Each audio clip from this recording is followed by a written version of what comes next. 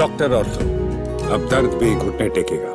लोकसभा में ऑपरेशन सिंदूर पर हुई बहस केवल सुरक्षा और आतंकवाद पर केंद्रित नहीं रही, बल्कि इसने एक तीखी राजनीतिक लड़ाई का रूप ले लिया। प्रधानमंत्री नरेंद्र मोदी ने इस बहस में कांग्रेस पार्टी और उसके नेतृत्व को जमकर आड़े हाथों लिया। खासतौर पर कांग्रेस के युवा सांसद प्रणीति शिंदे की टिप्पणी पर पीएम मोदी ने कड़ी आपत्ति जताई। हालांकि उन्होंने सांसद की उम्र का हवाला देकर उन्हें माफ भी कर दिया।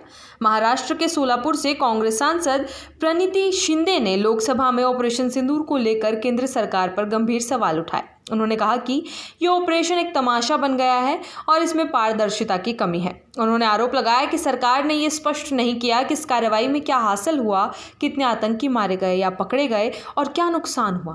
प्रणीति ने कहा कि कोई हमें यह नहीं बता रहा कि इस ऑपरेशन में वास्तव में क्या हुआ। हमने कितने लड़ाकू विमान खोए, कितने जवान हताहत हुए, क्या यह सिर्फ एक मीडिया इवेंट था? ये देश की सुरक्षा से जुड़ा गंभीर मामला है और सरकार को जवाब देना चाहिए। रुकावट के लिए खेद है। जियो के साथ करें 349 रुपये में धमाकेदार शुरुआत। 28 दिनों तक रोज मिलेगा 2 GB डाटा 50 दिनों के लिए। जियो एयर फाइबर का ट्रायल फ्री। 90 दिनों के लिए जियो हॉटस्टार का सब्सक्रिप्शन और 50 GB AI जियो क्लाउड स्टोरेज भी फ्री। जल्दी करें, डिस्क्रिप्शन में दिए गए लिंक पर क्लिक करें और पाएं ये धमाकेदार शुरुआत।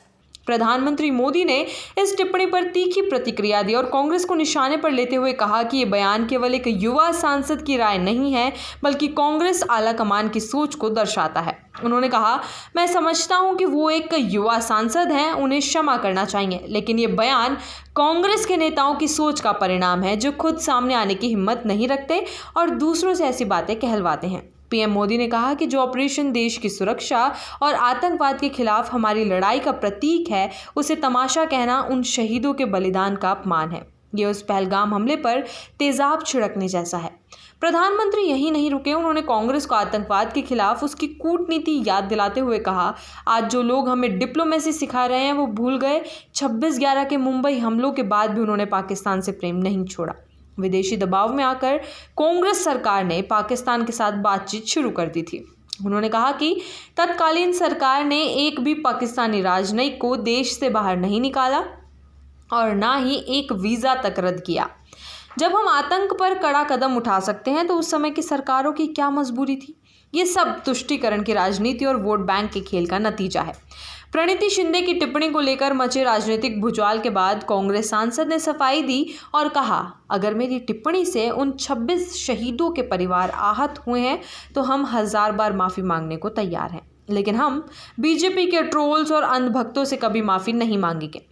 उन्होंने अपने रुख पर कायम रहते हुए कहा कि ऑपरेशन सिंदूर को बीजेपी ने पीआर और प्रचार का साधन बना लिया है और सच्चाई जानने का अधिकार हर नागरिक को है। उन्होंने सरकार से एक बार फिर पारदर्शिता की मांग की। प्रणीति शिंदे महाराष्ट्र के सोलापुर से सांसद हैं और पूर्व केंद्रीय गृह मंत्री सुशील कुमार शिंदे की बेटी हैं। उन्होंने 2024 के लोकसभा चुनाव में पहली बार जीत दर्ज की। इससे पहले वो महाराष्ट्र विधानसभा में विधायक रह चुकी हैं और राज्य कांग्रेस की कार्यकारी अध्यक्ष भी हैं।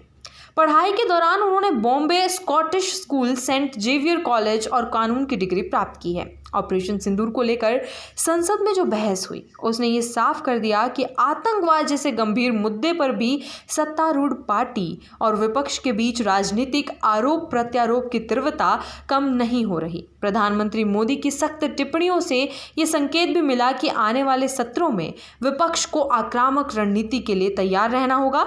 वहीं प्रणीति शिंदे जैसे युवा सांसदों की भूमिका भी अब राष्ट्रीय बहसों में अहम होती जा रही है, चाहे वो विवादास्पद हो या साहसी। डॉक्टर ऑर्थो, अब दर्द भी घुटने टेकेगा।